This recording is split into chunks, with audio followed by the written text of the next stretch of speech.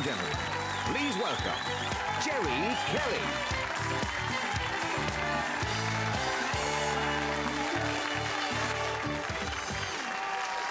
Thank you. Thank you very much indeed. Good evening.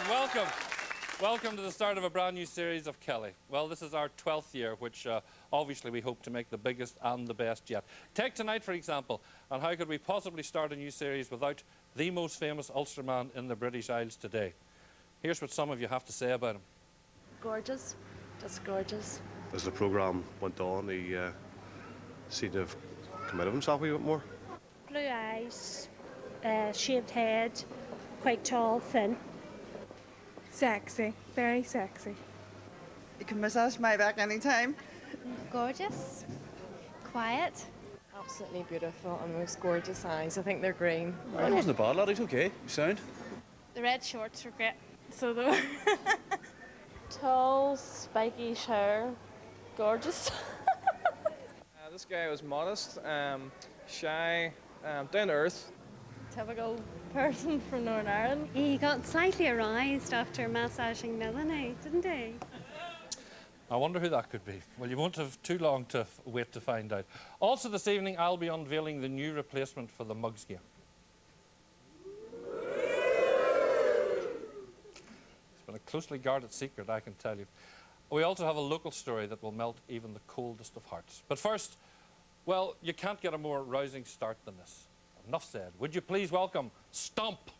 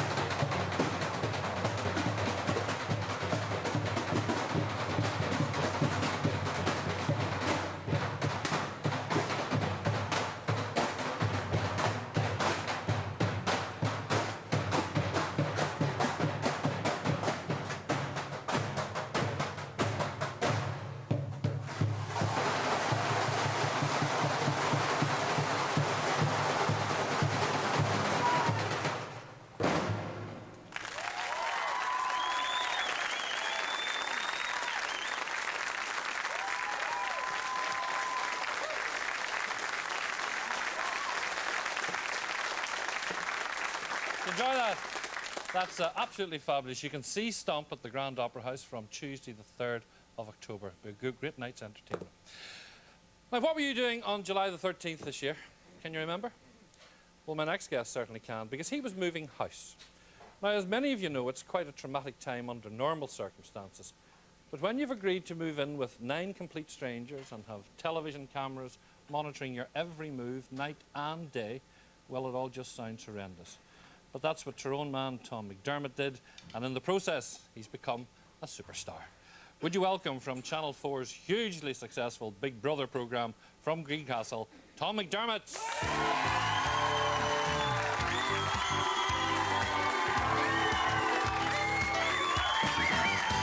Welcome, Tom. Thank you. I've made it.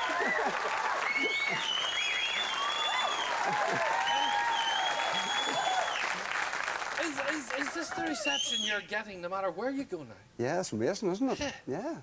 There's a couple of questions I have to ask you to get them out of the way. Okay. Do you fancy Mel? Yes. Short and sweet. Have you seen Mel since you come out of the house? Yes, I met her last Friday night. Is romance in the air? We're not sure yet. We'll have to discuss that further. Any plans of bringing her home to see Mommy and Daddy in Greencastle? Yes. Maybe ask when? We're not sure yet. We'll have to sort out our diaries. You're bringing her over? Yeah. She's looking forward to coming over to Ireland. And does she feel the same way about you as you feel about her? Well, that's what we'll have to discuss, really. But she just has to get here to see Ireland, see this sort of reception.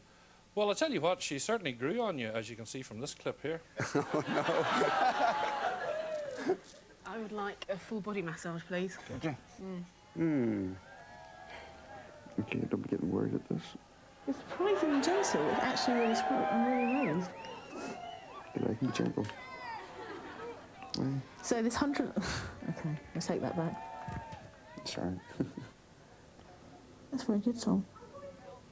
It's actually quite relaxing. Heard it took you 9 seconds to get her bra open. I was being delicate. I'm a good Catholic boy. Let me take you way back to the start of this. Why did you decide that you would like to enter something like this? Basically, I seen it as a chance of a holiday, a chance to meet different people. And there was always the possibility of £70,000 at the end of it. So. Was that really uppermost in your mind? No, did you think of winning? The main thing was to meet different people. Yeah. To get away from my own environment for a change of pace of life, really. So there you were, living in Greencastle. You saw this ad going out in Channel 4, you applied, and what happened then? What, they phone you and say you're in, or what did they ask you to do? The first thing they did was ask me to send in a video, about a minute's worth of video, which my sister Philomena recorded. And she sent it in. Doing what? Just standing introducing myself, saying, "Hi, I'm Tom, 31, single." And for some reason they seemed to like that, and asked me up to Belfast then for an interview for all the Irish contestants. And immediately after the interview, they asked me to come to England the following weekend for psychological tests, just to check that it was okay. What kind of questions did they ask there in the psychological? They were asking about my family, how I felt about my family, how I felt about my work, what reasons I had for going into this sort of environment, how I thought I would react in it. Did they ask, did you criminal record? Yes, they checked that out also, and the medical record. The works, you really were vetted quite. How many went in for it? Do you know any idea? Were you told? 40,000 entered originally, and 20,000 people actually replied. And that was all whittled down just to the 10 of you? There were 50 people at this stage after the psychological tests. Okay. And then they came out and filmed most of us, and decided from that. And somehow I got in. and you were told, you weren't allowed to tell anybody? No, it was all top secret. The idea was that we had to be 10 people who were unknown to each other walking into the house. Some people had been found out and were disqualified immediately. Right. So it was very hush-hush. So what were you expecting when you walked into that house on July the 13th? I really had no idea, because all they had explained to me was they were trying to find 10 people who could get on. They didn't want the idea of somebody upsetting everybody else and causing arguments and fallouts. You see, you were good for this. You're from a big family, aren't you? Yeah. How many's in your family? I have 7 older sisters.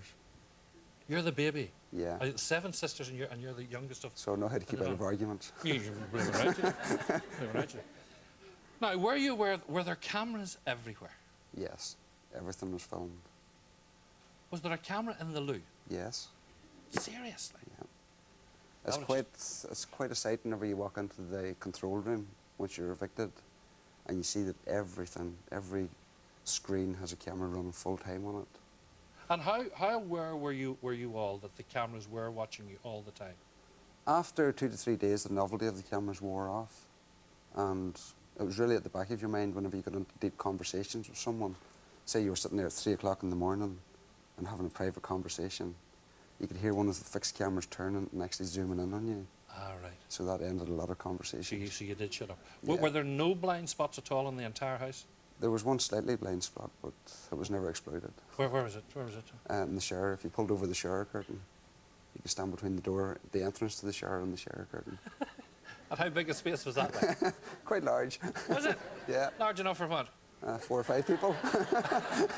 Large enough for 2 people? Yeah, definitely. Did you meet Mel in there at all? No. No, all right. Was it a nice house? Like, were all the mod cons there? There was all the basics that we needed. On film, it appears quite small, but it is quite a large house inside. No problems with it? No, no problems at all.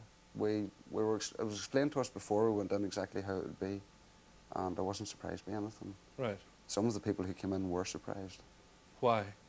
Because they expected, I don't know, TV, video, everything. They hadn't really taken in what the producers had told them at the start. What did you bring in? What were you allowed to bring in with you? You were allowed to bring in 3 books and 2 magazines and 3 other items. And what were your 3 items? My 3 items were a Jenga game. A what? A game of Jenga, a Truth or Dare version. Right. Which I thought would be good. A pack of cards and a throw in the room frisbee. A throw in the room frisbee? Yeah. Okay, so you had all those packed up.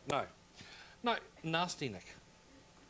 Tell me, No, he's not that bad. Leave him alone. But you actually, well, you almost defended him. You thought he shouldn't have been thrown out of the house. No, looking at it in hindsight, I thought he shouldn't have been thrown out. He was a bad bugger. That's the impression you got out here. He was a different person in there. But you didn't see it all. We saw it in here. We saw what he was doing. Yeah, well, everybody had their sneaky moments in there. Not everything was shown. What? I think we'll finish it there. No. We've a couple of minutes left. What were your sneaky moments? Well, I think they showed Nick in the garden smoking a cigarette while nobody else in the house had any. He had cigarettes in his suitcase, apparently. And he told you all that. Andy left them for him. Andy left them for him? Yeah. And he told me about it, so I actually had a couple out in the garden with him. So it wasn't too bad. But you felt he shouldn't have been thrown out for that? Well, at the time, the whole thing was so hyped up. There was so much pressure in there, and everybody moved so quickly that it really did get built up more than it was. It was beyond what it should have been, really. Yeah. Sitting at that table was probably one of the most horrible moments of my life, watching that going on. Is that right? Yeah. Because you're in that environment, you can't escape from it, you can't walk away. Correct, yeah. You have to sit there and face up to it.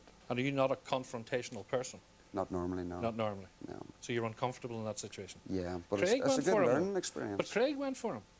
Craig went for him, and then Craig tried to stop it. Yeah. And then it started up again whenever Nick... The problem was that Nick wouldn't admit to anything. He kept denying everything, and the proof was in the bag. And Darren went and got it, and that started it up again. Yes, yes. If Nick had have owned up at the start, the whole thing would have probably been over. Okay. Yeah. Who did you like the best of them all, outside of Mel? Nick was probably one of the funniest people there. Funniest, was he? Yeah, very comical. I'm sure you've seen the clips for the assault course. Yes. It was like that all the time. And who did you dislike? Well, who did you dislike? Who did you like least? Caroline and myself wouldn't have hit it off too well. Caroline was the girl from... The blonde girl. Yeah. The blonde one with the lip later? Yeah. Oh, why? No, you and her... The personalities didn't rub off. No, I wouldn't have thought so. Did you vote her out? Did you? Yeah. Yeah. Early on, like, yes. You wanted rid of her? And did she vote you out too? I believe so, yeah. Did you? Yeah. We actually had an argument after a week and a half. Did you? Yeah. Over what? I didn't like the way she was carrying on, just. She was overplaying the whole thing too much. And I told her exactly what I thought of it. Fair play to you. Which I think in the end got me voted out. You were quiet at the start. Apparently and then you so, seemed yeah. to grow. Yes, you were quite quiet. But I would have thought that's typical Northern Irish, that type of approach. Well, I think the Irish are a bit more cute. The I whole weigh back them that up bit. first. Yeah. I don't jump in there too quickly. Oh, we don't have to. No, we don't quite, No. sure. Right, the night you were voted out. Well, let's have a look at the reception, because you were not aware of the hype that was going on outside No. those doors. And the first you saw of it was the night you were voted out. Let's have a look at the reception you got. Can you believe it?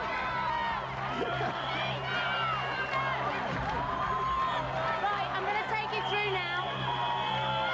Let's go.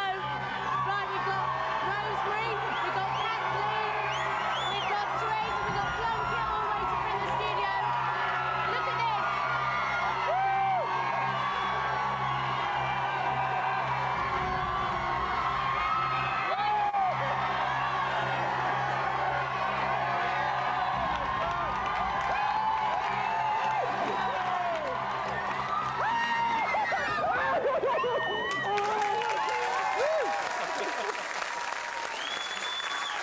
At that stage, were you relieved that you were out, or were you unhappy that you were out? I think I was very lucky in the time I came out. It was just a perfect moment for me. The day before, I'd sat in one of the bedrooms talking to Mel about how I felt. And I'd come to the decision that I'd done everything I'd wanted to do in the house. I'd explored everything I wanted to do about myself. Yeah. And if I had lasted any longer, I probably would have cracked up. And the 70,000 was of no interest at that stage? No, not at that stage. And what was the one thing you learned about yourself, do you think? To be more confident in myself, to believe in myself, really. That I think what I've learned from this is that if you want something, you have to go and get it. Don't sit back and wait for it. And that's the message I would put out to people. Well, I'll tell you what, you did us proud in that house, I'll tell you what. You have a lot of fans in tonight. Where are all that rowdy crowd? there. And across the front, we have your mum. Hello, Mrs. McDermott, how are you? Hello, Jerry. Are you very proud of this young man of yours? Yes, his father and myself are very proud of him indeed. I bet so you was are. everyone around our locality. Aren't they? Apparently 10,000 turned up in Greencastle the day he came out. Yes, I think this has been multiplied every week. Well, I was away. I heard 10,000. Maybe it was. Who taught him to bake bread? Well, I was always baking bread, and I suppose I was watching. Did it come as a surprise to you that he actually could bake bread? No, not a bit. No. Is he good about the house, like? Oh, yes. Why be honest. He has to be. Why did you never get rid of him? Why did some woman never catch him and take him away from you? There must be a few wee flaws there now, Mrs. McDermott. You can share them with us if you want to. There's plenty more to tell that story, I think. Philomena's sister. Philomena, you were the one he actually did confide in when he was told he wasn't to tell anybody, isn't that right? That's right. He works with you? He does. You knew that he'd be good on this show, oddly enough, didn't you? Yeah, I just thought it would be a good time for him to do something like that. Is he spoilt at home? No. With the seven sisters, so he's not spoiled. That's my favourite sister. That's your favourite? Yeah, you tell that to them all, I bet. Yes. And there's an uncle beside? That is right, Jerry. How are you? Very well. Did you watch him all the time? Of course I did. All the time, never missed it? Any time it was on TV, that is right. And did you think at any stage he was going to actually win it? Not really. Oh. That's confidence. Why? Why did you think that? Well, he's a winner to get in there. Yes. For a starter, so that satisfied me. Well done. And that's an aunt beside you as well, isn't that right? Excellent. Well, thanks for all coming in. It was great to see you all. As I say, he has done us proud. Now, you know and I know that there's a song about you now. Yeah. Three lads, they're all from Greencastle, the three lads, are they? They're from the Greencastle area, The Greencastle area. And they have recorded a song? Yes. And I believe it's going to bomb round Tyrone. It's for charity as well. And it's for charity? Yeah. Well, fair enough. We brought the guys in to play it first. Do you want to hear this? Yeah! It's called Tommy, our man from Tyrone, and it's played for us tonight by Hazelfolk. Woo!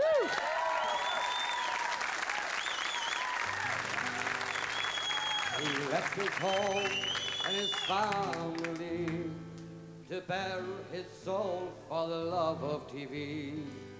A week at a time, somebody must go. Keep Thomas around till the end of the show. Greencastle village in County Tyrone, there's a fine young man who's one of our own. He's gone across the sea for fortune and fame. Thomas McDermott, it is his last name. We're gathered around now for one more time. Big brother is waiting your call on the line. The public are voting goodbye and farewell. Make sure our Thomas is left there to dwell. Greencastle village in County Tyrol is a fine young man who's one of our own. He's gone across the sea for fortune and fame. Ah, Thomas McDermott, it is his last day. At the crossroads at Eddie's is where we all met, for Highlands and polkas the occasional set. When Thomas returns to his native land, oh, we'll sing, oh, we'll dance to the tune of the band.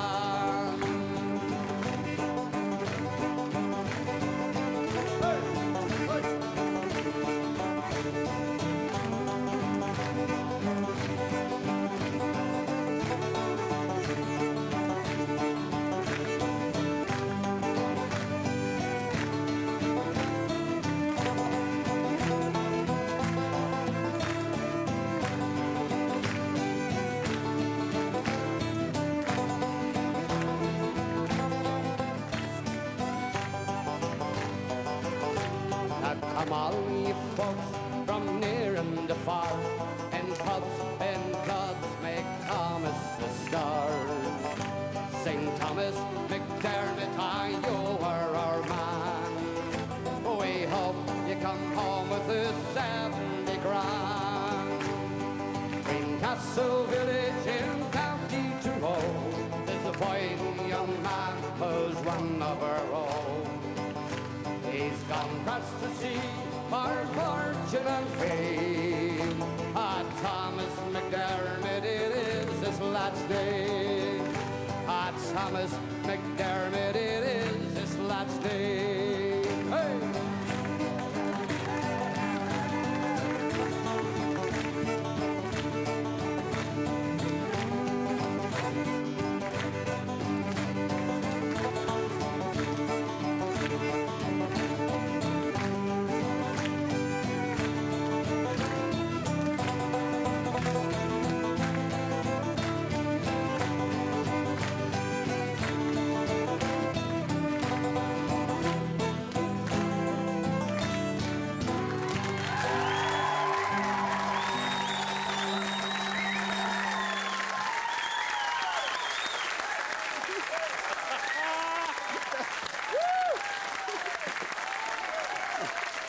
Tommy McDermott, Armagh from Tyrone. Armagh from... All right. Well done, lads. I believe one of them used to teach you. Yeah. Yeah. Wonders here in the comments. And he said you were stupid at school and you'd come to nothing, he said. Anyway, John, what's the future for you? What are you going to do now? There's a lot of offers on, so I have to take it carefully and weigh them up and see exactly what I want What to do. kind of things? There's television work, presenting work, there's modelling work, and there's film and theatre work. So you're not going to go back to the computing job with the sister? No, I might give that a skip for a while. Are you? Sorry. Well, whatever you do, I hope you benefit from what happens over the next 12 months. And Thank you, Nick. I hope it all works out for you. I enjoyed watching you. Enjoyed watching. Thank Tom you. McDermott, ladies and gentlemen. Tom, thanks very much. Pleasure.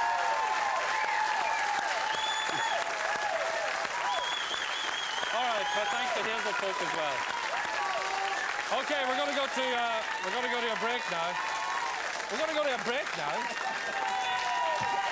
Let me tell you what you're going to see in part 2, because we're going to have the rogue trader who was held responsible for losing over £850 million, causing the collapse of the oldest merchant bank in the world. Nick Gleeson tells us his side of the story. See you in a couple of minutes. Bye.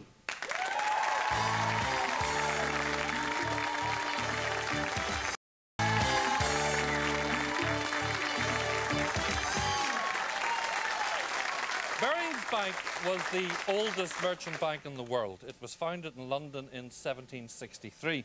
And in its long and illustrious history, it was involved in many spectacular deals. For example, in 1803, Barings Bank was responsible for financing the purchase of the state of Louisiana from the French on behalf of the USA. It was also the bank chosen in 1886 to float the Guinness Company on the London Stock Exchange. But within a period of just 3 years, between 1992 and 1995, one man brought it to its knees. In fact, he killed it off completely. Accused of losing more than £850 million of the bank's money, Nick Gleeson went on the run, was eventually hunted down and sent to prison for 6.5 years. He got out just over a year ago, having served 4 years and 4 months in a Singapore jail. 2 years ago, Nick was told he had cancer of the colon. Would you please welcome Nick Gleeson.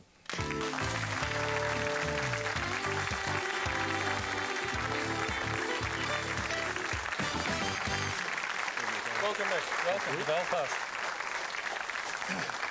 Firstly, can I inquire about your health? How it's are you? very good. I saw my oncologist on Wednesday this week, and everything's clear. So it's just waiting for the next check, really, which will be in 3 months' time. Well, we wish you well in that. Thank you very much. How much effect do you think had the events of the past 10 years? What effect did they have on your health, do you think? I don't think anybody really knows what the cause of colon cancer is. I mean, everybody can say it's stress related, it's diet related, it's you know your general well-being, and I think it's a combination of everything. The stress didn't help. You know, the high-fat diet that I was undertaking at the time didn't help either. I think when the stress started to impact my daily life when I was in Singapore, the first thing that went west really was my exercising. Yeah. And so it was a generally unhealthy living or lifestyle. And I think the combination of all of those was really the cause for the colon cancer. Yeah. Well, as I say, we do wish you well with the health. In layman's terms, how on earth do you lose £850 million? Well, I never set out to do it, believe it or not, but it was just, it was a culmination of everything, really, and, you know, you look back, and with hindsight, it's easy to say, well, I should have done this, I should have done that. Unfortunately, at the time, I took certain decisions. I stand by the decisions. I was the person, there was nobody that was forcing me into anything that I did. I am totally to blame. I think you can look at the management of the bank, the auditors, and certain of the regulatory bodies, be they in Singapore or be they in England. They all have to take a form of contributory negligence towards the collapse of the bank. But it started from a very, very small acorn, if you like, and grew into a very big oak tree and a very, very large problem. Huge. It started with, what, a mistake over £20,000? Correct, yeah. Made by a colleague of yours? By one of the girls who worked for me on the trading floor, and at that sort of stage it was a case of her losing her job or me trying to protect her and taking a lot of responsibility on my own shoulders. I was 25 at the time, which is, you know, very, very young to be running a very fundamental part of the bank out in Asia. Were you capable? Were you able to do that job? Probably not, but again, you know, that's a question that I can answer with hindsight. I would like to think that I'm maturer now than I was when I was 25, and I can look at it, and I probably didn't have the management capabilities, not necessarily that I have now, but that was needed at the time. And, you know, again, that goes back to the bank deciding that I was the person that should go out there. Yes, I was putting myself forward. Everybody wants to succeed and do the best that they possibly can do. And a lot of money could have been made had you been successful. Yeah, a lot of money could be made. I mean, the mistakes as they started were very, very small, and then they mushroomed. And I mean, Nick, how do you move from 20,000 to 850 million? Slowly. But, 3 years. 3 years. That's all it took. Well, yeah, no, I suppose so. It just mushroomed, and again, as the pressure mounted, the decisions that I were taking became more and more impaired. Can you explain to us? I know it's very difficult, and I've read the book and I've seen the movie, and it's difficult because there's a lot of jargon sure. necessarily to get across your point. But what kind of mistakes were being made? The type of mistake we've just spoken about, the girl making a very simple error on the trading floor on the first day continued throughout the 3-year period. So it wasn't that they were ever eradicated, they were continuing to recur. And that's because you didn't have the correct staff, you didn't have the correct number of staff. And so you could correct one, but there would always be another one round the corner. And, you know, there was a certain degree of confidence that grew within me You know, once I'd been able to cure the situation once, I thought I could do it again. The positions got bigger. And it really is a snowball effect. As the losses started to grow, I was taking bigger risks in order to win the money back. Yeah. And as those risks started to go against me, again, the loss is bigger, so I have to take another bigger risk. I mean, it's probably the classic gambling syndrome. You know, you bet on black. It's like an addiction, though, was it? It's compulsive. I don't think I would ever describe it as an addiction. I mean, if you said to me now, would you describe yourself as a gambler, I would tell you no. I mean, I don't go down, I'm not down Ladbrokes or, you know, Paddy Power every weekend putting my money on the horses. I don't bet on horses, and I don't bet on football matches. I don't bet on anything. But you did cheat, Nick, in a way, insofar as... Oh, sure. Because I mean, I would never try to hide from that. Yeah. You hid all the losses into an 5/8 account. Sure. Why was that never discovered by the bank? The ineptitude of the management, really. And, you know, people sometimes ask me, you know, why don't you show enough remorse and things like that. And I think, you know, that's a stage that I've been through.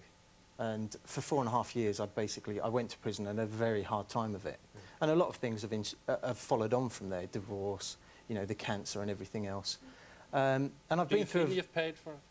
Do I feel I've paid for it? Do you feel this, the cancer, the divorce, is all part of the punishment or not? If it is, I'm willing to accept that.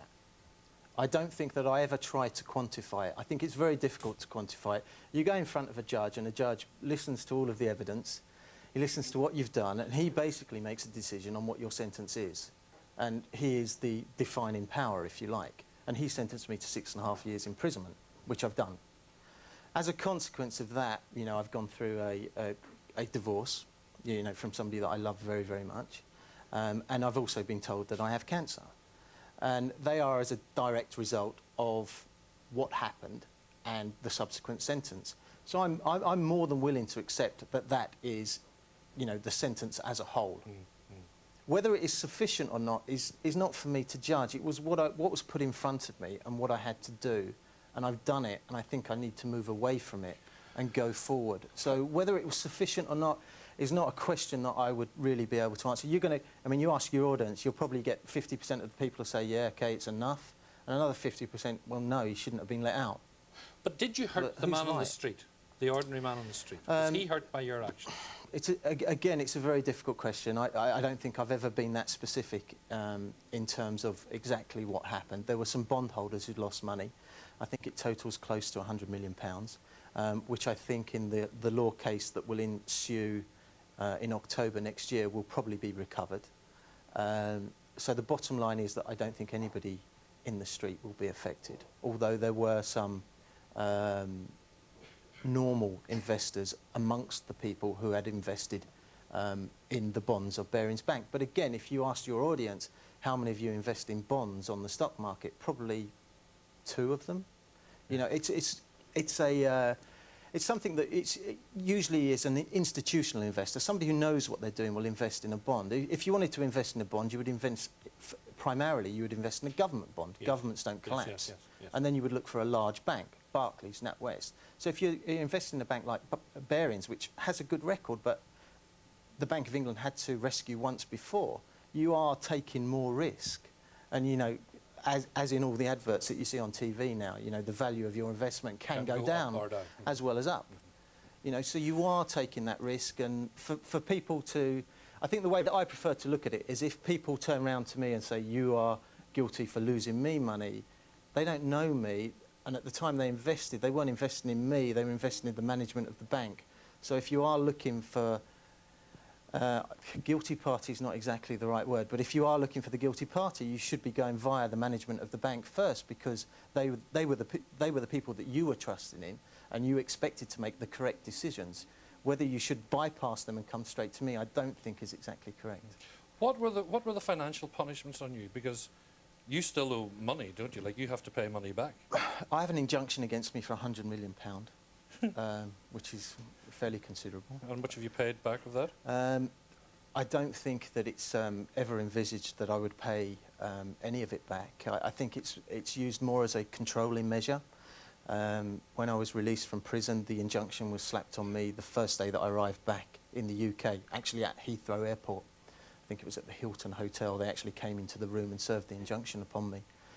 But the injunction is all of the money that I had at the time, which, you know, things from the book, from the movie, Yes. from sale of homes that I had with Lisa, any other money that was in bank accounts, whatever, is basically frozen. And they have the choice to take that money at any time they so wish. From that money, they still continue to pay me on a monthly basis. Can I ask how much you get on a monthly basis? Sure. I mean, it's been in the media many, many times, and again, it's a figure that will draw one response from a certain part of the audience and another figure and another response from the other. But I get paid £3,000 a month. And that will be it for how long? Thank you. He thought you deserved it. That will be I for probably deserve more. For how long will that last? Again, you know, it's the unanswerable question. The case will go to court in October 2001. There's a lawsuit against the two auditors, which are Deloitte and Touche and Coopers and Lybrand. And the lawsuit, I think, is in the sum of something like £1.3 billion. And basically, it's because of their negligence that this claim is being made. I was with one of the defendants this morning and my own lawyer, and they would estimate that the court case will last for a minimum of a year, and then the judge's decision could take up to another 6 to 9 months. So you're probably looking at somewhere in 2003. Whether I have sufficient funds that were frozen initially to survive until that stage, I don't know. Do you wake up in the morning with a cold sweat? Do you not wake up in the middle of the No, night? I wake up every morning with a smile on my face, because after everything that I've been through, every day is a bonus. Well, we can't condone what you did, but we certainly... Sure, no, and I would never expect anybody to do that. I understand, but we certainly can wish that your health improves and improves. Thank you very much. Thanks and for it's a coming. pleasure doing this. Nick Leeson, ladies and gentlemen. Thank you.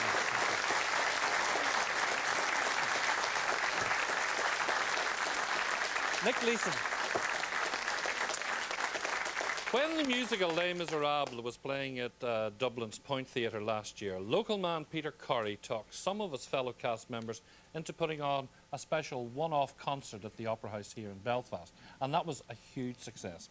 Well, Peter has since moved with Les Mis to London's West End, but he never forgets his hometown, and once again he's cajoled his colleagues into coming back, this time for a 3-night stint at the Opera House starting next Tuesday. They'll be featuring songs from some of the biggest shows in the West End, just like this one, singing The Impossible Dream from The Man from La Mancha. Would you welcome home Peter Corrie?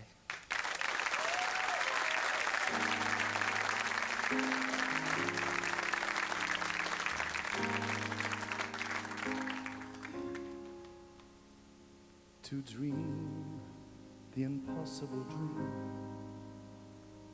to fight the unbeatable foe, to bear with unbearable sorrow, to run where the brave dare not go, to right the unrightable wrong, to love pure and chaste from afar, to try when your arms are too weary, to reach the unreachable star. This is my quest, to follow that star, no matter how hopeless, no matter how far, to fight for the right without question or pause, to be willing to march into hell for a heavenly cause. And I know if I'll only be true to my glorious quest, that my heart will lie peaceful and calm when I'm laid to my rest, and the world will be better for this. That one man, torn and covered with scars, still strong with his last ounce of courage, to reach the unreachable star. For this is my quest, to follow that star, no matter how hopeless, no matter how far, to fight for the right without question or pause, to be willing to march into hell for a heavenly cause. And I know if I'll only be true to my glorious quest, that my heart will lie peaceful and calm when I'm laid to my rest. And the world will be better for this, that one man torn and covered with scars, still strong with his last ounce of courage to reach the unreachable, the unreachable, the unreachable star.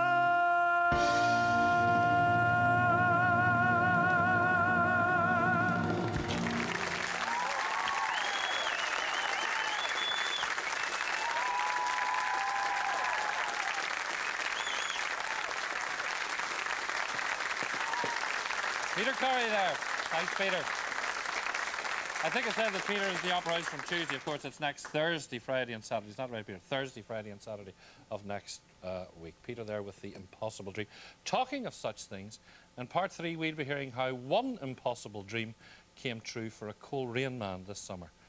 And I'll also be taking the wraps off our new weekly game to replace the mugs. I bet you can't wait. See you in a couple of minutes. Bye.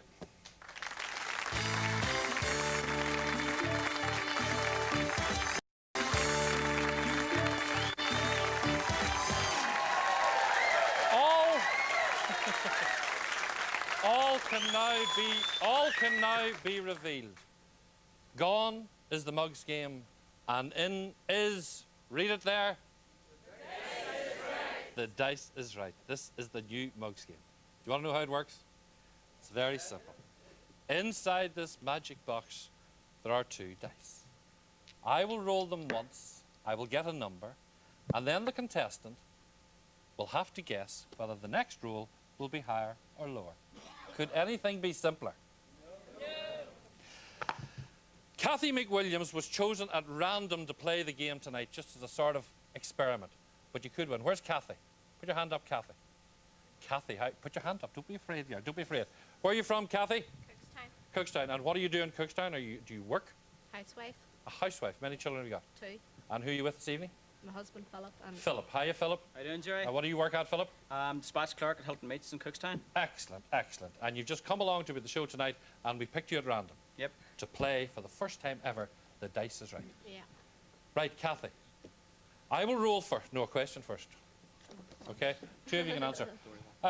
Which footballer's uncle won the Irish National Lottery? Roy Keane. All right, Roy Keane. Give her a round of applause. She's through. She is through.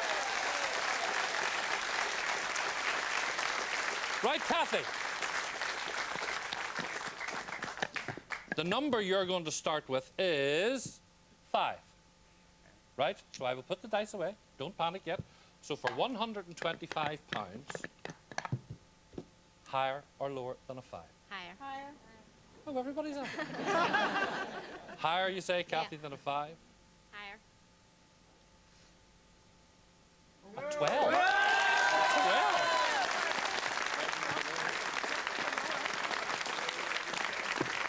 For £250, higher or lower than a 12? Lower. Higher. Lower. Lower than a 12, I think you could be right. 6 back 2. Now you have £250. You can take the £250, you can go on to 500. Go on. Go on. Go on. Yeah. Higher or lower for £500 than a 6? Higher.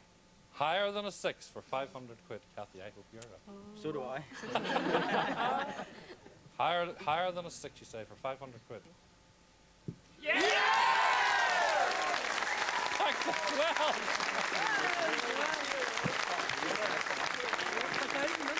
What have you got? 500. Oh, you're quick in there, boy. For £1,000, higher or lower than a 12? Lower. Lower. 7. Kathy, you have £1,000. You have a 7. You can take the 1,000, or you can go for 2 grand. Take your money. Take your money. 7 is too fancy. Take your money. I'll take the money just. Take care. Sure.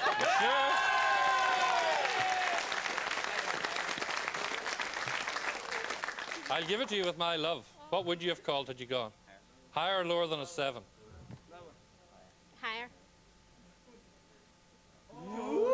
You would have won 2,000. Who cares? You have £1,000 more than you have. Well done, Kathy. Well done. Right. Now we know how to play it. The other name we pulled out at random was Andrew Spence from Hamilton Spawn. Where's Andrew? Hi, Andrew. How are you? All right. What do you work at, Andrew? Dispatch clerk. And what were you? What was the... Was he a dispatch? Do you know each other? No. You're two dispatch clerk? Whatever that is. You a married man, Andrew? No. Engaged. No? Engaged to who? Emily. Emily beside you. Hello, Emily. So if you want something tonight, could be a little bottom drawer thing. Say nothing, say nothing. Here's a question for you. You must answer correct, Andrew. Where are the Olympics being held at the moment? Sydney or Perth? Sydney. I'll give the man a round of applause. Yeah. He's through. Andrew, your starting number is 9. Not easy, sure isn't it?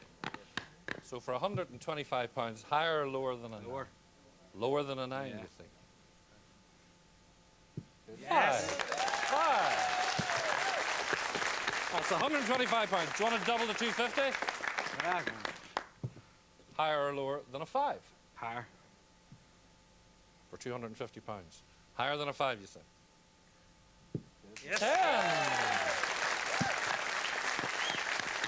Oh. Do you want to go on for 500? Yeah.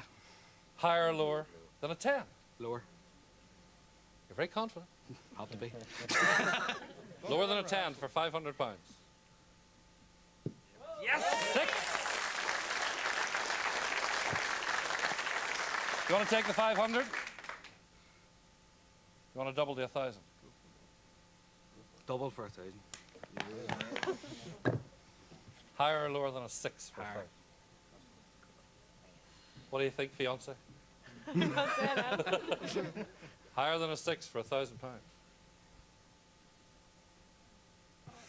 A 6. Now it was neither higher nor lower. What I'll do is I'll give you an additional £100 that I can't take off you, and you can have another go. And you can change your mind. And you can change your mind. So you've got the 100. That's yours. Doesn't matter what happens. So higher or lower than a 6? Higher again. Higher again. You're deciding on higher for £1,000. Oh. That's the way it goes. You got the 100 quid anyway. You got the 100 quid. Well done, Andrew. Thank you very much. Thank you. No. No, not bad. Not bad. Not bad.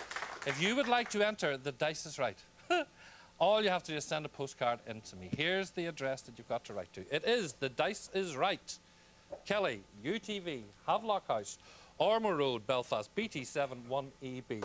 That's The Dice is Right, Kelly, UTV, Havelock House, Ormo Road, Belfast, BT7 1EB.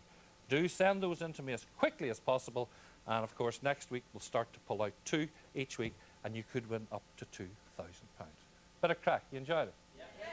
Ah, thanks. Now I want to move on because I want to move to a story that will warm your heart. This is Edmund Leonard, and Edmund is from Coleraine. And beside him is his daughter, Avril Simpson. But what makes this father and daughter different is that they were separated for over 35 years, only being reunited on the 13th of July this year. In fact, Avril thought her dad was dead, or at best, he was living somewhere in Australia. How they met up again, according to Avril, is pure fate. So would you give both Edmund and Avril a big welcome? Hello, Edmund. You can't get the grin off your face, can you? Right. Yeah. Let me take you back to the 50s and tell me how you came to meet and to marry Avril's mum. Well, I met her mum in Coleraine. She was down on holiday in my sister's house in Coleraine. and that's where I met her. And how long were you going out together? Well, I'd say we're going out together about during the summertime, like, you know, and say we're going out together about 7 or 8 months. Right. But Lynn was her name. Yeah, Evelyn. She preferred Lynn. Evelyn, but she preferred it. Yeah. Lynn got pregnant. Yes. Isn't that right? What age? What age were the pair of you at this stage? I was just 20. Right. And indeed, because she was pregnant, you had to get written permission from her parents that she could marry you. Isn't that right? No, no. She was 21. So she was. Yeah, I had to. You had to get the permission to marry her, of course. Yeah, my dad. Right. So you did get married. Yes. And then you had Avril, obviously. Yes, but when did the marriage start to go wrong? How long were you married for? Maybe 3 years. And were you living in Coleraine at that time? We first lived in Portrush. Right. And a couple of different places in Coleraine. And then we had our own place in Coleraine.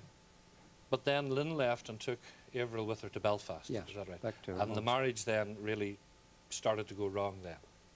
Well, it had gone wrong before she went away. You know. Yeah. So did you go down to visit often? Oh, quite often, yes.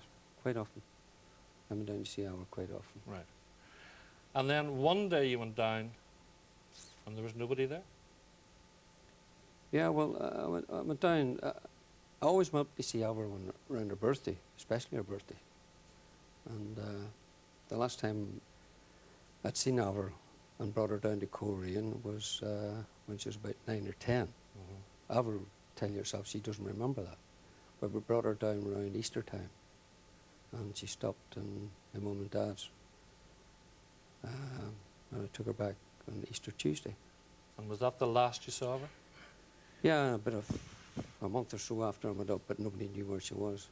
The neighbours on the street where Albert's mum and dad lived and her grandparents said they didn't know where they were. So Lynn took Avril and cleared off?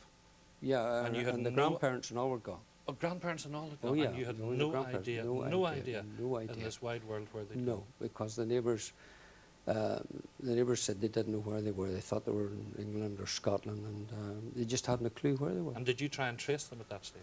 Well, I kept going back to the street again, you know. And then there was other people living in the street, or living in the house. You must have been absolutely devastated. Yeah, I was, yeah, because I loved her so much. Yeah, I did. She never was out of my thoughts. Avril was never out of your thoughts? Never, never, never. Avril, when you left, how much did you know about your father? What did your mother tell you?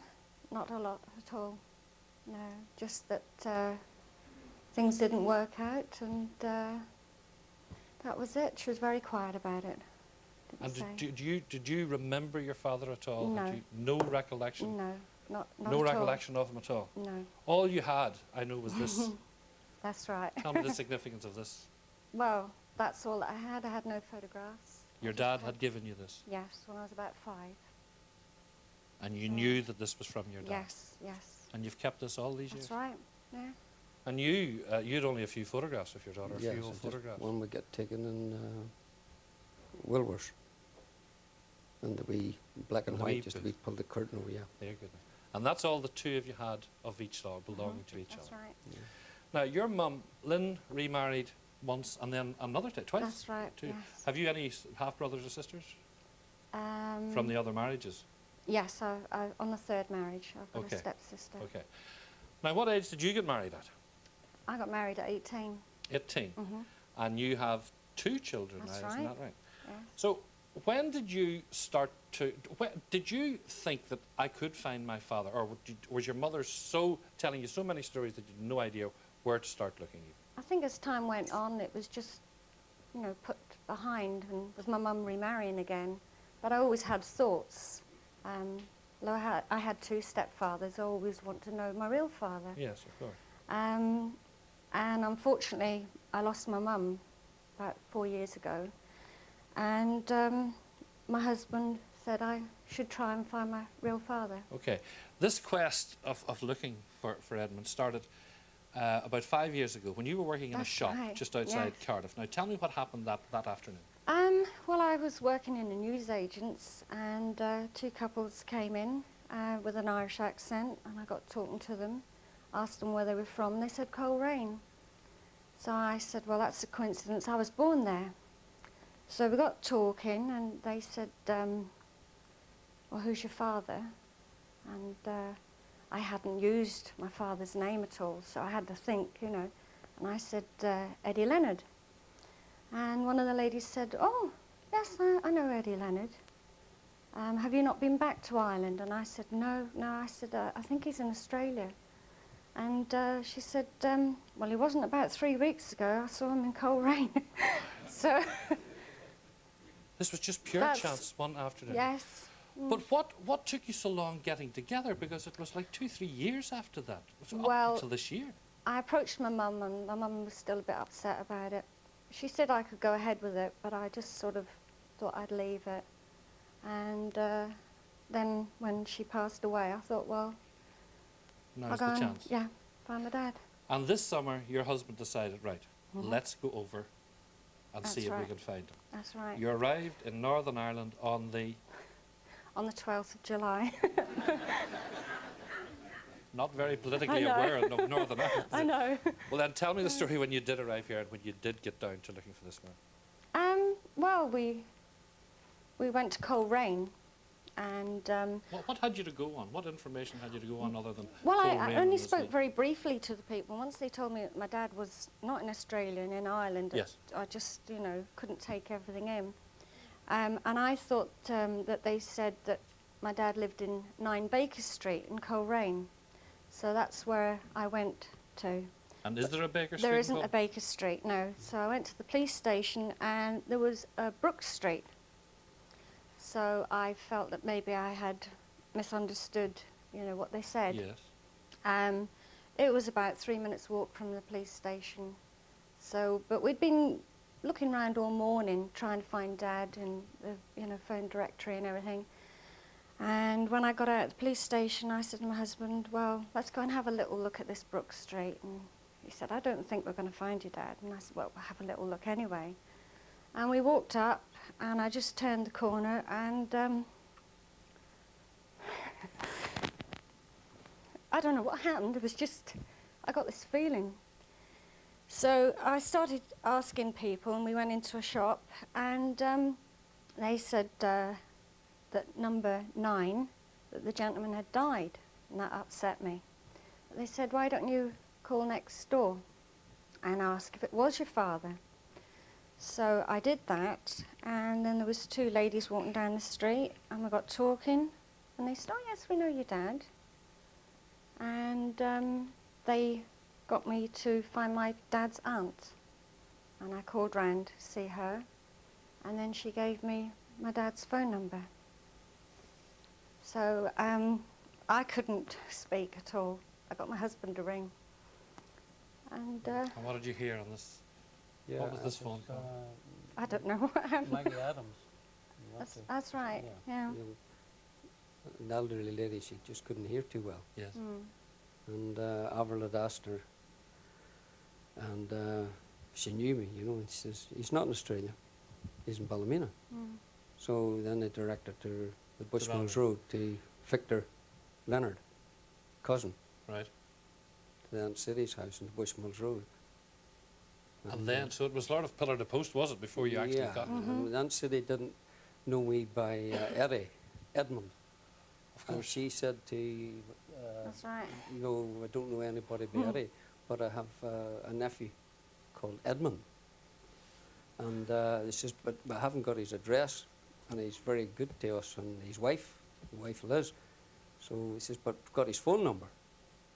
So who phoned you? Avril's husband phoned? Yes, right. John. What did he say? Well, it was my wife Elizabeth that answered the phone, and we usually be away on the 13th, but we didn't go that day anywhere. And my wife Elizabeth answered the phone in the kitchen. And she says, yes, there is. Oh, yes, there is Edmund. Oh, there's an Edmund, you know. She says, it's for you, Edmund. Yeah, you know, and I said, hello. He says, hello. You don't know me. And I says, are you David? Usually rings up from Skye. No, my name's John. Oh. He says, we're around about 4.5 hours around Coleraine looking for you. And we're in your Aunt City's here on the Bushmills Road. Oh. And he says, I have someone else here. Would you like to know who it is? I says, yes. Because he said, Avril. well, I just didn't know what to say. No, he says, I know you're married and you've got a family.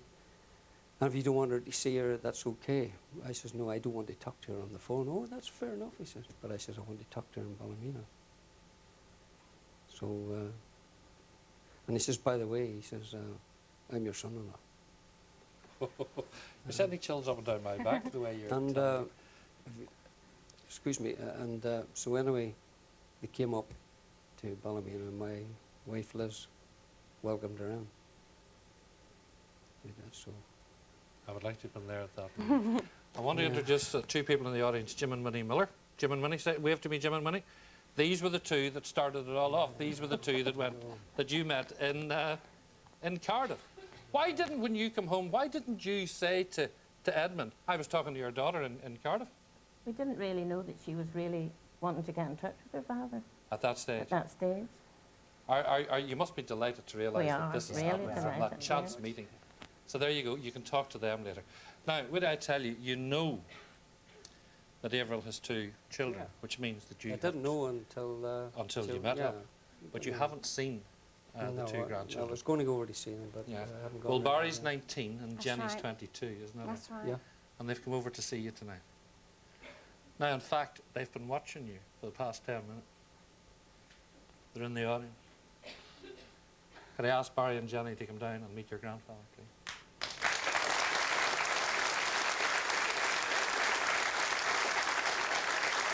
Are you all ready? Get up and welcome. Get up and welcome.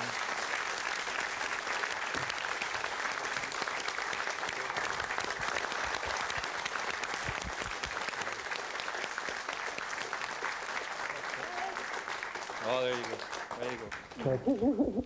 You have. Look, I'm not even going to continue anymore. I can't. You have a lot to catch up on. Thanks I hope very the four much. you're going to be very happy together Thank after you. the 35 years. Thank you very much. All right, we're going to go to a break. See you in a couple of minutes. Bye, everybody.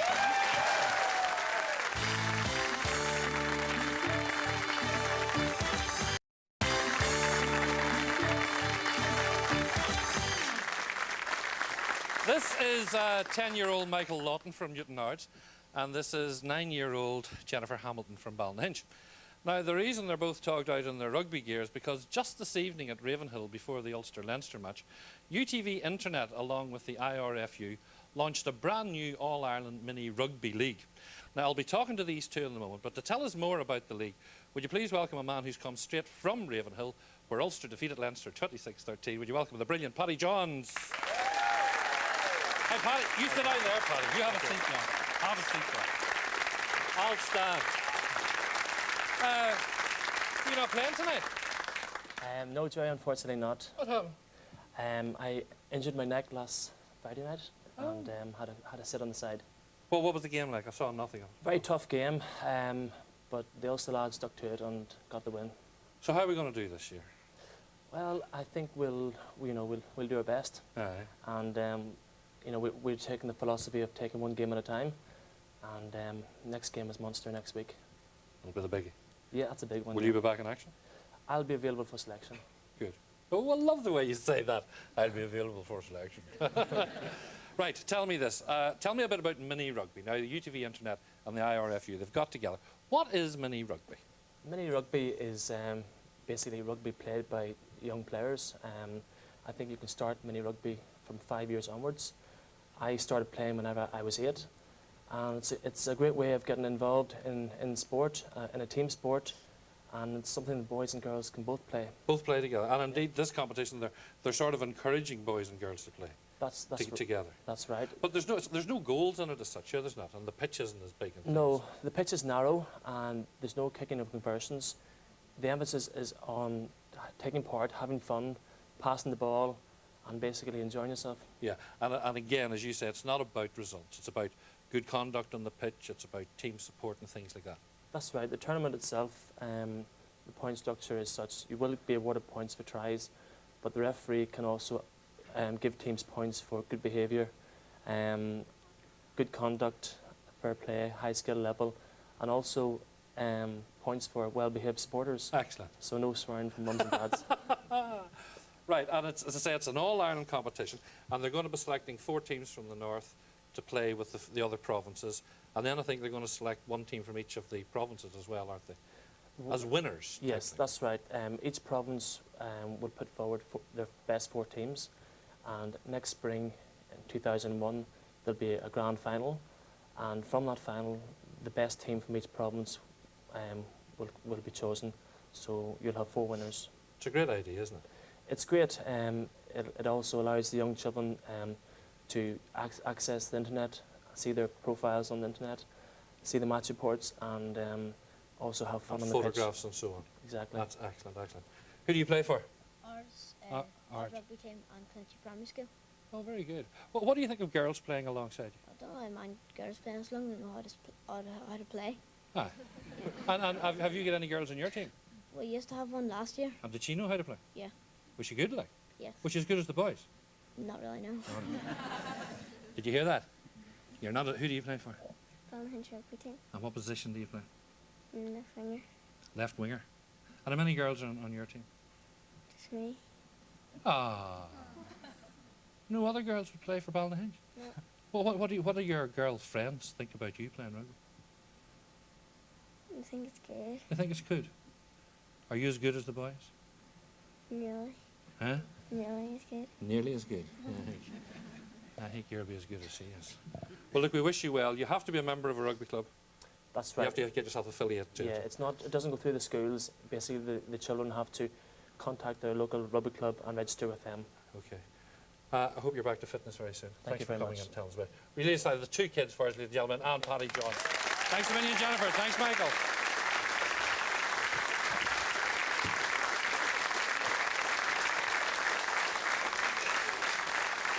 Well, if you want to find more, if you want to find out more about what we've just been talking about, just log on to UTV Internet. It's all there, and you'll see what it's all about. Now, there was a mixed reaction this evening to the news that the infamous London gangland murderer Reggie Cray left hospital today, a month after the Home Secretary released him from prison on compassionate grounds. His brother Ronnie, you'll remember, died in prison in 1995. Well, it's been 10 years since the movie The Craze was made, a film which documented the brothers' criminal and personal lives. Now, the roles of Ronnie and Reggie in that film were played by another set of brothers, better known as 2 members of the 80s group Spandau Ballet. One of them is with us tonight, the other is back in Albert Square. Would you please welcome Gary Kemp.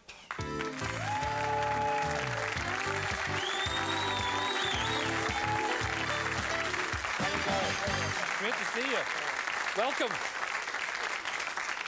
How did you react to the news today about Mr. Cray leaving hospital? Yeah, I mean, I think he's done his time. You think so? certainly. Do you think so?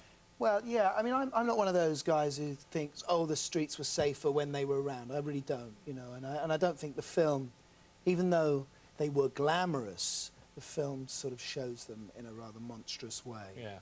Did you get to meet the 2 of them when you were researching? I met Ronnie, who I played.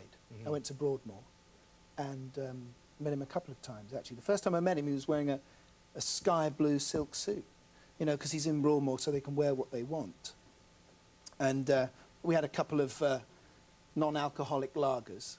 And then the lackey who was kind of serving us, who was an inmate, I guess, at the end when Ronnie left, said, you know, he said, oh, here's the bill. You know, so I looked at it. It was like over £100. For 2 non-alcoholic For 2 beer? non-alcoholic lagers. And so I hope you don't mind. He said, Ronnie put a couple of fags on there as well. Cigarettes, I hope. You're very slow. I only caught that towards the end there. Did you and Martin get the role because you were brothers, do you feel? Well, we started off as actors, as kids. You know, we went to this wonderful place called Anna Sherd Drama Club. I mean, we didn't have pushy parents who made us go to a drama school. Ordinary working class kids. And my generation was Kathy Burke, Pauline Quirk, Linda Robson, Ray Burdis, Phil Daniels, who was in Quadrophenia. And these were just local Islington kids. And she was an amazing woman, Irish woman. And so we had experience of acting. And I think people sort of... Also, I guess we're used to being...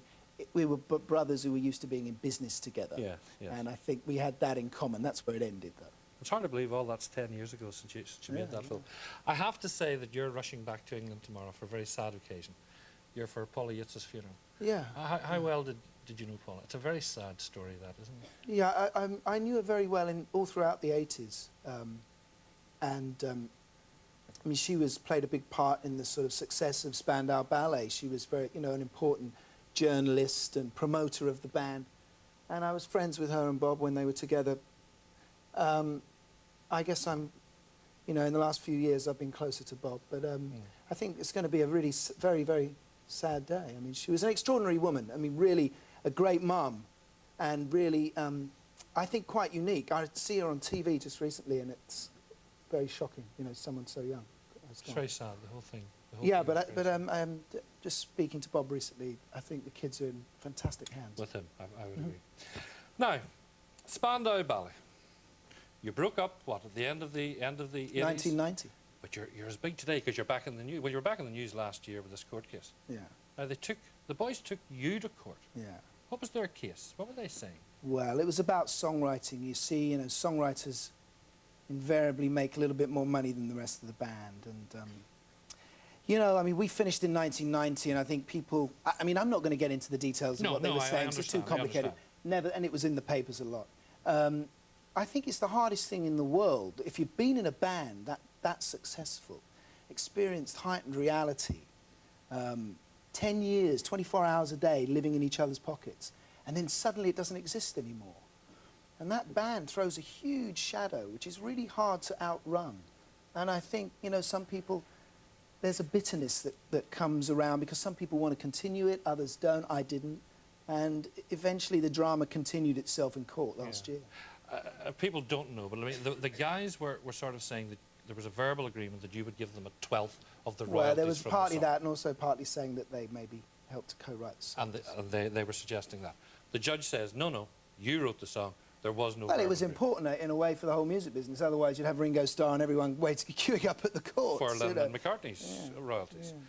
But I mean, the guys lost a lot of money on it because at the end of the day, they had to pay your costs as well. Like, they were out nearly £1 million because of this, weren't they? It's a lot of money to go to court. Yeah. None of us wanted. I mean, I certainly didn't want to go. It was a terrible shock. But aren't you rubbing their noses in it now? Because, I mean, you've brought out this. Well, no, I think, you know what, I tell you why it's not. Because I think I think we all have to admit, if you're in a band like that, it's probably the best thing you'll ever do in your life. And to kind of, in the end, you've got to accept that. And I think this has done, will do Tony and everybody the world of good. It's back in, you know, being recognised again, you know, as, you know, he is a fantastic singer. Oh, absolutely. You know, and we were, I think as a band we had a very unique sound. So I think, you know, that record being in the charts, it just, you know, proves that people still want them. I don't want to be mercenary about this, but will the other guys make money if this goes back into the charts? Of course, so the natural way. Yeah. But I keep the songwriting money. That's what I wanted. And that's been decided by a judge and jury and all that. Have you seen the guys since that court case? No. Is that the end, the final? Yeah, I mean, I'm quite, you know, I think even if we were friends, I don't think we'd get back together because that was then, you know. People buy that because we're part of this pop music history, and that was the 80s. You know, first single 1980, last single 1990. And I think if we'd kind of kept going or come back and played more shows, there's something insincere about it when groups get back on stage years later and they're trying to reproduce something. In those days, there was no other distraction. We just all were there for each other. It's like trying to get a marriage back together once that's broken up, you know, for the kids. It's not going to work. Yeah. Tell me about Martin. I know you're extremely proud of your brother, but he wasn't in the original lineup of Spandau. Why did you bring him in? Well, we had another bass player.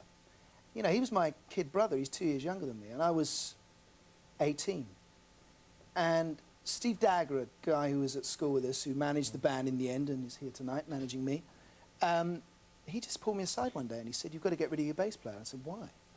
He said, "Because you've got to get Martin in the group." I said, "Martin doesn't even play bass. He doesn't play an instrument." He said, "Look at him." And I looked down the end of this bar we were in, and he was surrounded by this little group of girls. And he said, "He's a pop star." You know? And of course, he's a consummate pop star. He's more than that. I mean, he's everything, isn't he? He's a book writer, he's a film star, he's a You're proud of him, and would you watch a lot of EastEnders? I don't watch it very much, Right. but my little boy always watches it. And where he calls him Martin all the time normally, whenever he watches EastEnders, it's, I'm going to watch my uncle. Very so he's good. very proud. Yeah. Tell me the story. You loved playing in Live Aid and Band Aid, all those things. And when you played in Wembley Stadium, that was wonderful. It took you years to get there. Your son got there quicker than you did, didn't he? Actually, it was Wembley Arena, which Wembley is next Arena, door. sorry. And you're right. He's mad about Santana. He's 10, so he was born when we finished. And in fact, just recently, he said, now it's in the top 10, he said, Dad, you know, I knew you were in a band, but I had no idea it was that well known, you know. So he just thought we had a couple of hit records. But he said he wanted to go to see Santana because he loves Santana. And his name's Finn. And we got to Wembley Arena, and I said, you see that stage? I've played on there 16 times. 8,500 people. Can you imagine what that's like? It's really frightening. Just imagine.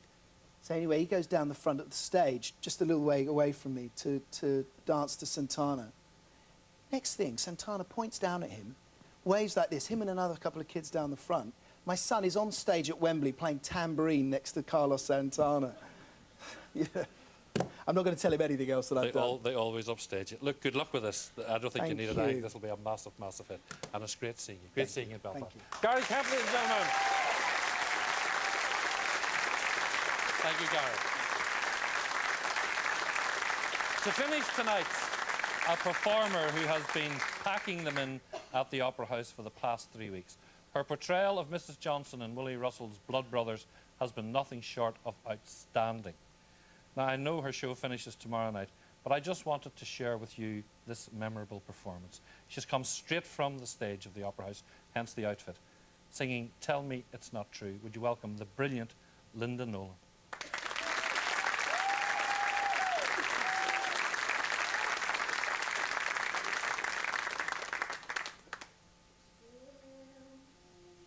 It's not true.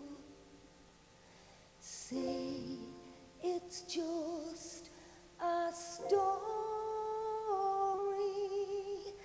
Something on the news.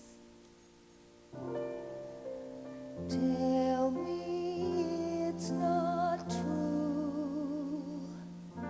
No, it's here before me.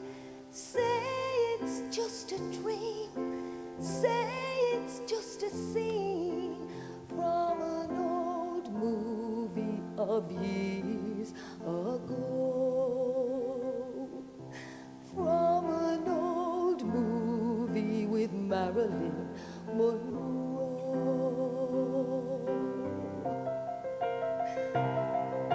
Say it's just some clowns to play us in the limelight and bring the curtain down. Say it's just two clowns who couldn't get their lines right. Say it's just a show on the radio that we can turn over and start again. That we can turn over, it's only again.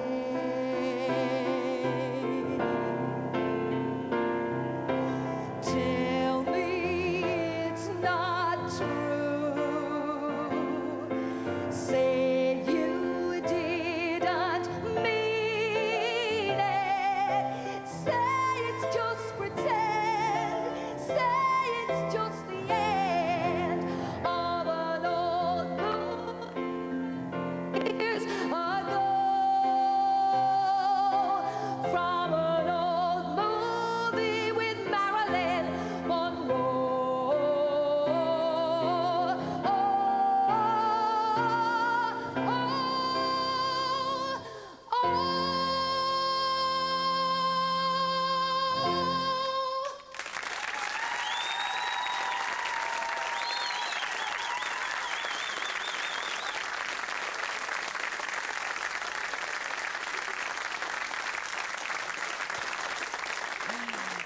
You must be exhausted, are you?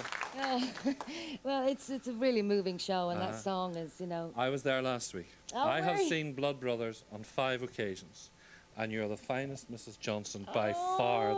This is a performance, believe you me, that should win many and many and many an award. Oh, and I Congratulations. didn't even on give you any money to say Not a that. penny to say. Your big sister gave you the part, of course, Bernie, who's in Brookside now. Well, she is in Brookside now, but she's my little sister. Sorry. That's all right, because my other big sister's playing it in the West End as well. So she's playing in the West End. I know. Bernie was playing it. Yeah. She went in the Brookside. I think it should be called Bleeding Nolan Sisters. Where do you move to from here? You're leaving Belfast tomorrow. We're touring all over. We're going to Worcester, to Edinburgh, to Southampton, and then I'm going into the West End. With it? Yeah, over Christmas. How long have you been doing it now? I've been doing it since February, about 8 months now, and I love it? absolutely adore it. I really do. How many times have you sung that song? Oh my God. Well, we do 8 shows a week, and I've been doing it for 8 months, and my maths isn't that good. That's why I'm a singer.